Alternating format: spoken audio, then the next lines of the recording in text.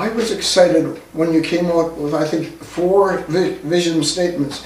And the first one, I guess, is extending the peace of Christ. I mean, that to me, what better vision could you have as a central goal for the church, is to extend the peace of Christ? I just think that's a marvelous thing, David.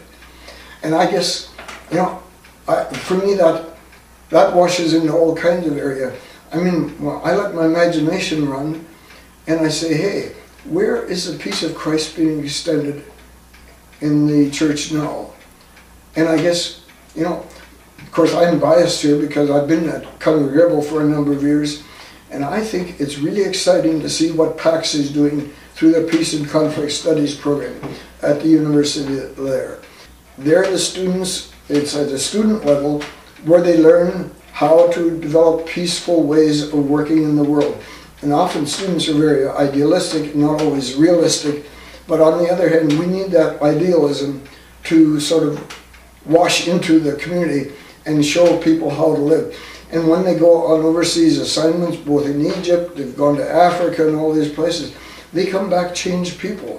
So that peace of Christ washes into their lives, but also then floods into the other kind of experiences with other people.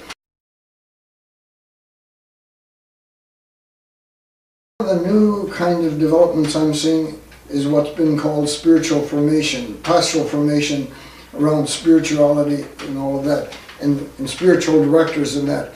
And I guess I see that somewhat parallel, but with a difference. They don't work as much as emotional, psychological, relational things quite as explicitly, but one of the things they do is work more at the vertical. What's our relationship to God? Not that we ignored it in the pastoral education movement, but it was more not as explicit. It was implicit in the way we dealt with people, wanting to make them aware of who God is and how God works in their life. But now I see it more intentionally working at the vertical. How does God work in your life? And so often the starting point is helping the person in pastoral formation look at what is their walk with God? How do they experience God in their life? How is God moving them and doing this and that? I would say any new pastor should have that kind of exposure to that kind of experience. Alongside, but I'm very biased also in favor of supervised pastoral education. The pastor should be trained for pastoral ministry in the congregation. And that's for me a very central kind of core. And that's why I'm glad to see the conference continuing their emphasis on what's called supervised experience in ministry, alongside formal academic study. Yes, academic study is important in terms of having the knowledge of the biblical story, the narratives. We need to understand how the Bible came to be and what that story is all about, and also to exegete faithfully. Not just sort of on the surface kind of think this and that is what it says, but actually we ought to talk about it in terms of, well, how it impacts the people in the pew as well.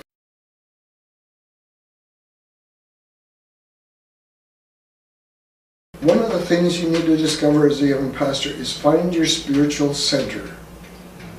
What do I mean by that?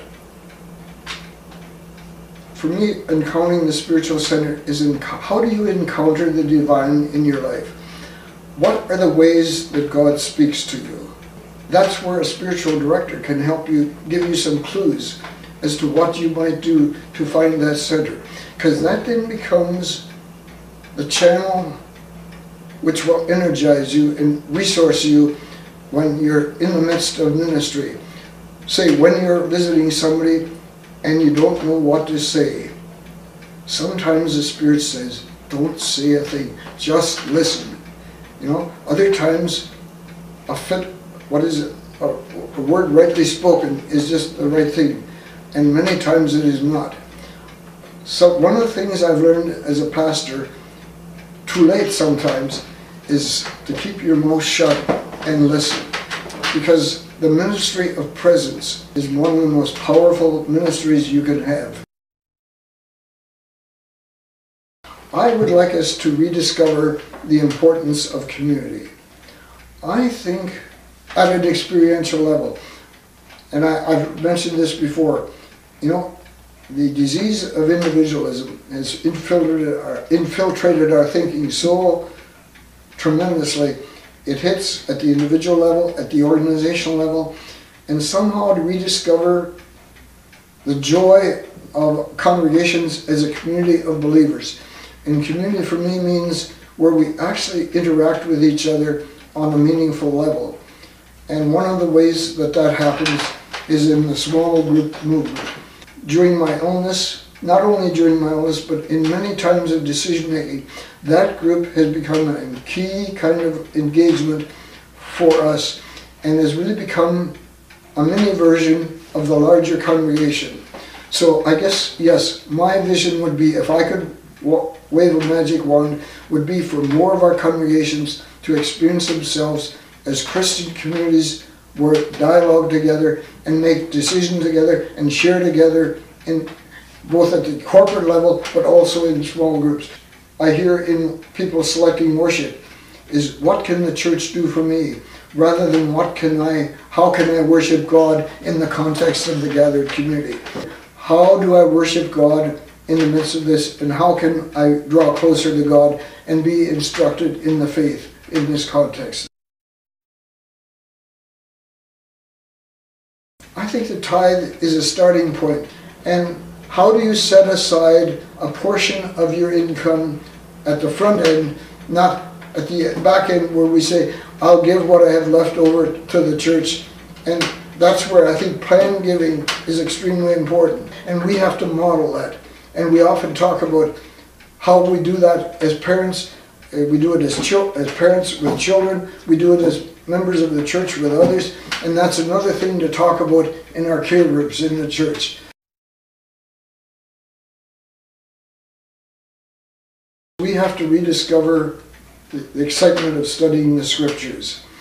One of the phrases I often hear among Christian educators is, we were becoming biblically illiterate. When we have a class on human relations or life experiences, the classes are full. When we have a course on Bible study, you'll get 5, 6, 7 people. Now, why is that? Why can't we have more excitement and make the scriptures come alive and really help us discover the richness and the relevance of scripture for today? But so I think we need to rediscover the narrative of scripture as God's story of the past, also for God's story in the present. It might also be helpful at times if we learn again to bring our Bibles to church. And maybe it doesn't always have to be the same translation, but we also don't memorize scriptures the way we used to.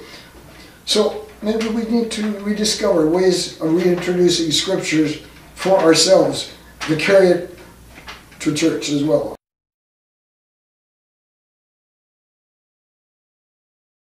I hope we would experience a spiritual renewal.